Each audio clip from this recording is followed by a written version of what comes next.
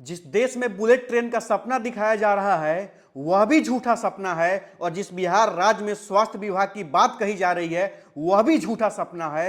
हर प्रकार से जनता को ठगा जा रहा है। आज रेल हादसा से पूरा बिहार जिस तरह मर्माहत हुआ है, जो बक्सर जिले के रघुनाथपुर स्टेशन के समीप हुआ है, और सबसे बड़ा पॉइंट का बात मैं आपको बताने जा रहा हूं। इस वीडियो को अधिक से अधिक शेयर करिए तब तक, क्योंकि पक्षपात नहीं होना चाहिए, ओरिजिनल बात होना चाहिए। ओरिजिनल बात मैं अगर कह रहा हूं, अगर बता रहा हूं, तो इस वीडियो को शेयर करके सब तक पहुंचाइए। सबसे बड़ी चीज, जहां बुलेट ट्रेन का सपना दिखाया जा रहा है किसी सरकार के द्वारा केंद्र में, वह भी गलत है, वह भी फर्जी है। और जहां बिहार सरकार के कुछ मंत्रियों के द्वारा कहा जा रहा है कि पूरा स्वास्थ्य व्यवस्था ठीक ठाक है, हम पूरा व्यवस्था में लगे हुए हैं, पूरे जो घायल लोग हैं उनके उपचार कर रहे हैं। कहां उपचार कर रहे हैं? एम्स में? हाँ जी, एम्स में कि मेदांता में कि पारस में?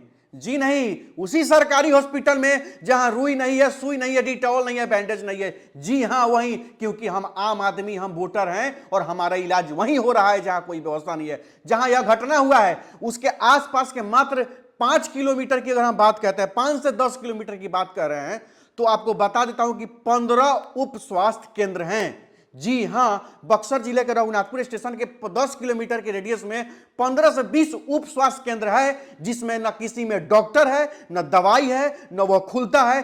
कई तो बंद है, कई खंडर है, कहीं है ही नहीं। यह है सच्चाई बिहार के स्वास्थ्य व्यवस्था की। जी हां, अगर कुछ लोग मरे हैं वो भी नहीं मरते अगर आसपास में कोई व्यवस्था होता, अगर उस तरह का सुविधा होता तो माननीय स्वास्थ्य मंत्री जी और माननीय रेल मंत्री जी, मैं किसी का पक्ष नहीं ले रहा हूं, मैं दोनों की बात कर रहा हूं। माननीय रेल मंत्री जी, आपका बुलेट ट्रेन का सपना दिखाना भी बेकार है, फालतू है, हम नौजवानों के लिए, हम देशवासियों के लिए। उसी तरह स्वास्थ्य मंत्री जी, आपका झूठे मूठ का आके लाइव आके बोलना और ट्वीट करना कि स्वास्थ्य सुविधा में हम लोग पूरा लगे हुए हैं, यह भी फर्जी है, यह भी झूठ है। क्यों माने जी? बिहार सरकार का यह नियम है ना कि हर पंचायत में एक उप स्वास्थ्य केंद्र होगा जहां पे प्राथमिक उपचार की व्यवस्था की जाएगी, जहां इलाज की व्यवस्था की जाएगी, दवाई की व्यवस्था की जाएगी। लेकिन नहीं थी।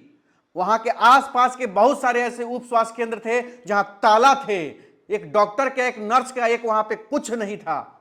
दवाई इलाज तो दूर की बात थी। अगर या मैं झूठ बोल रहा हूं तो बताइए, हमारे वहां टीम हमारी वहां पहुंची हुई है, हम भी वही निकल रहे हैं, हमारी टीम वहां पहुंची हुई है। लेकिन एक बात ध्यान में रख लीजिएगा, बिहार की जनता एक एक चीज को नोट कर रही है, चाहे वो केंद्र सरकार के द्वारा बोला गया हो या चाहे राज्य सरकार के द्वारा बोला हो गया हो। आज का नौजवान हाथ में स्मार्टफोन लेकर के केवल सेल्फी खींचने वाला नौजवान नहीं है।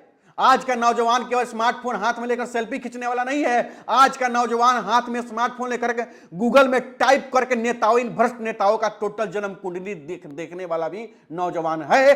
तो आज के नौजवान को जाति के नाम पर नहीं बांट सकते हैं। आज का नौजवान को विकास चाहिए, स्वास्थ्य व्यवस्था चाहिए, शिक्षा चाहिए। आपका झूठ मूठ का भाषण नहीं चाहिए। आपके भाषण से पेट नहीं भरेगा, भाषण से पेट नहीं भरेगा। राशन चाहिए, वो भी दान में, भीख में दिया हुआ राशन नहीं। हमें रोजगार दो, हम अपने लिए और अपने परिवार के लिए राशन कमा लेंगे। वैसा नौजवान है, वैसा स्मार्टफोन हाथ में लिया हुआ नौजवान है। कितना दिन जात के नाम पर बरगलाइएगा जी? ये जातीय जनगणना हो रही है या ट्रेन हादसा हो रहा है? जातीय जनगणना हो रही है, अस्पताल में न दवाई है, न रुई है, न सुई है, न डॉक्टर है। बोलिए, बताइए ना कि उसी बक्सर जिले की मैं बात करता हूं, पूरे बक्सर जिले में कितने उप स्वास्थ्य केंद्र चल रहे हैं? कितने उप स्वास्थ्य केंद्र पर डॉक्टर हैं? कितने उप स्वास्थ्य केंद्र में ताला नहीं है जी? 95% उप स्वास्थ्य केंद्र खत्म है, लाचार है, बर्बाद है, ताला है, नहीं तो ध्वस्त है, नहीं तो गिरा है, डॉक्टर गायब है। ये मैं चैलेंज ठोक के कह रहा हूं, चैलेंज ठोक के। और ये केवल बक्सर जिले की बात नहीं है, चंपारण में आ जाइए, पूर्वी चंपारण, पश्चिमी चंपारण, बेतिया चले जाइए, इधर सीतामढ़ी, शिवहर चले जाइए, दरभंगा, मधुबनी चले जाइए, सुपौल चले जाइए, मधेपुरा, सहरसा चले जाइए, या छपरा, सिवान, गोपालगंज, सारण चले जाइए, आरा चले जाइए, मधेपुरा चले जाइए, पूर्णिया चले जाइए, गया चले जाइए। किस जिले में जाइएगा, आरा वगैरह से लेकर के जहां छपरा ऊपर कौन जिले में जाइएगा, बताइए। अगर 95% उप स्वास्थ्य केंद्र बंद नहीं हो तो मैं बताता हूं, बताए वहां के सिविल सर्जन महोदय, मैं चल के देखता हूं। मैं यहीं से फोन करूंगा उस जिले के, उस क्षेत्र में, और वहां के लोग सच्चाई बताएंगे। अनिकेत सच्चाई नहीं बताएगा, लोग सच्चाई वहां का बताएंगे। वहां का लोग सच्चाई बताएंगे कि क्या सच्चाई है, हम नहीं बताएंगे। सबसे बड़ी चीज, अगर रेल हादसा हुई है, ये ईस्टर्न एक्सप्रेस रेल है जो दिल्ली से गुवाहाटी जा रही थी और बक्सर जिले के रघुनाथपुर स्टेशन के समीप में यह पटरी से उतर गई है। पटरी जांच करने वाले लोग कहां थे भैया, जो हमेशा जांच करते हैं? क्रैक पटरी, टूटा पैट पटरी नहीं दिखाई, इसका मतलब नहीं जांच होता है, छोड़ दिया गया है राम भरोसे। उसी आप सिवान के साइड में देख लीजिए, ऐसा वीडियो वायरल होता है कि खुद रेल का ड्राइवर उतर करके गुमटी बंद करता है तो फिर रेल लेके जाता है। ऐसा स्थिति है भैया। और आप बात करते हो बिहार की, अब बात करते हो बिहार की व्यवस्था बदलने की, बात करते हो बिहार के नौजवानों की। घंटा कुछ नहीं, सब फर्जी है, सब नौजवानों को धोखा देना है जात के नाम पर बांट के, केवल, दूसरा कुछ नहीं है।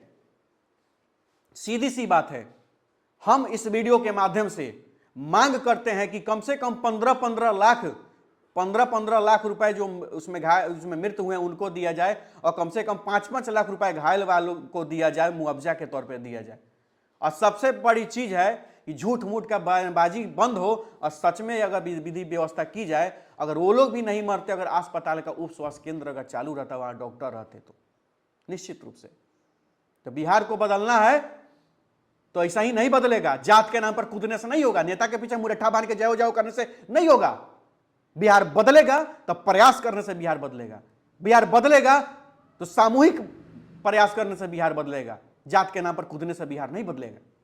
तो आइए सब मिलकर प्रयास करें। हमारी टीम वहां पहुंची हुई है, वहां देख रही है, सारी व्यवस्था देख रही है। जहां जैसा आवश्यकता होगी हम भी वहां पहुंचने का काम करेंगे। लेकिन एक चीज नेता लोगों से आग्रह है, बयानबाजी बंद करके कुछ सुविधा दीजिए, चाहे वो केंद्र के नेता हो चाहे वो राज्य के नेता हो। हम बिहारियों को क्या चाहिए?